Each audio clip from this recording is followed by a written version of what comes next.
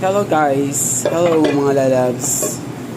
Hello mga kabos! Yan tayo magluluto ng beef steak na Tagalog. So, nagpainit na tayo ng kawali.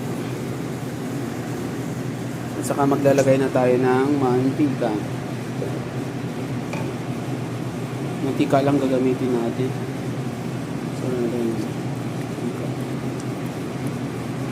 naglagan natin yan. So, naglagay na tayo ng maraming mantika at saka magpiprito muna tayo ng half cook of red onion para sa ating beef steak na Tagalog. So, hintayin natin na mainit yung ating mantika. So, tapos, nalagay ko na. So, isusutay natin ng katapos tatanggalin na natin ulit.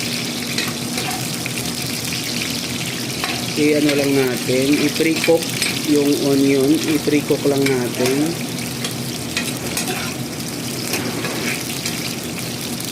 So, i-pre-cook lang natin yung onion natin sa low fire.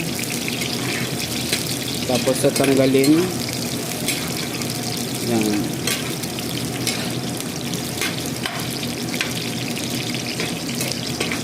Pre-cook. So ito yon ang ating beef steak.